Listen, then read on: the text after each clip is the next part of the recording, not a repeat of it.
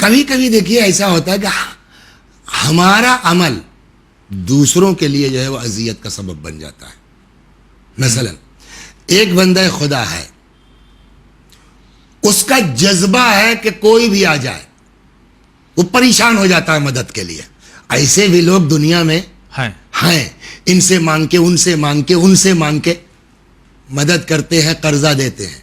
اب آپ نے قرضہ لے لیا جی, اس نے بیچارے کہیں سے ادھر ادھر سے انتظام کر کے دیا یا اپنے پاس ہی سے دیا. ایک آدمی دو آدمی اب واپس ہی نہیں کر رہے ہیں, پھنس گیا اس کا پیسہ. اس نے کہا یار عجیب لوگ ہیں یار, لیتے ہیں دیتے نہیں, چھوڑو آج کے بعد سے میں کسی کی مدد نہیں کروں گا.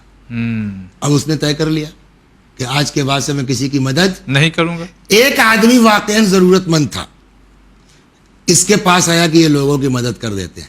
وہ اتنا جھیل چکا تھا, صحیح ہے نا, کہ اس نے طے کر لیا کہ مجھ کو کسی کی مدد نہیں کرنی ہے. وہ آیا کہنے لگا صاحب یہ ہے, یہ کہنے بھیا جاؤ یار, ہم اتنا میرا اب میں کسی کی مدد نہیں کرتا.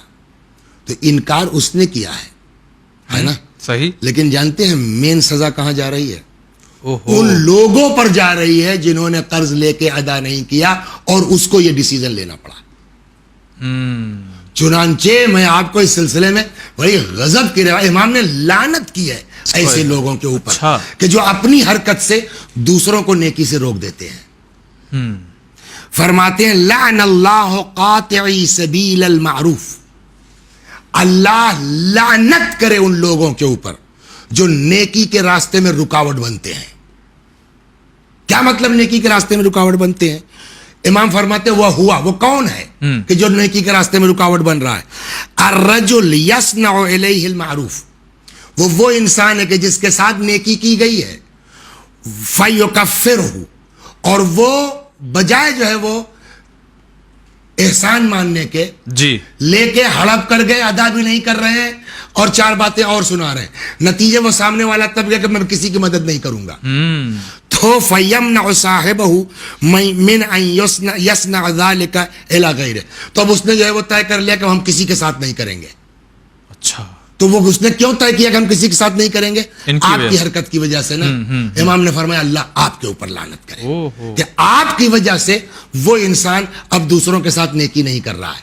تو کیا اسی لعن اللہ قاطعی سبیل المعروف, امام نے کہا جو نیکی کے راستے میں رکاوٹ بنتا ہے اللہ اس کے اوپر لعنت کرے. تو کیا اسی زمرے میں وہ لوگ بھی آئیں گے, مثلا کہ یہ ایک شخص ہے مشہور ہے, لوگ اس کے پاس آتے ہیں, مگر دو چار لوگ آئے الگ الگ علاقے سے, یہ آیا فیس مانگنے, وہ آیا بیماری لے کر کے اپنے, وہ آیا گھر, اور سب جھوٹے ہیں. نہ ان کے یہاں کوئی بیمار ہے, نہ ان کے یہاں کوئی فیس کی ضرورت ہے, نہ ان کا کوئی گھر گر رہا ہے, لے کر کے بس یعنی اپنی زبان میں کہا جائے بیوقوف بنا. آئیں گے اسی زمرے میں آئیں گے نا کہ آپ نے اتنا زیادہ اس بیچارے کو جھلایا ہے کہ اب وہ ہر آدمی کو جھوٹا سمجھ رہا ہے. صحیح.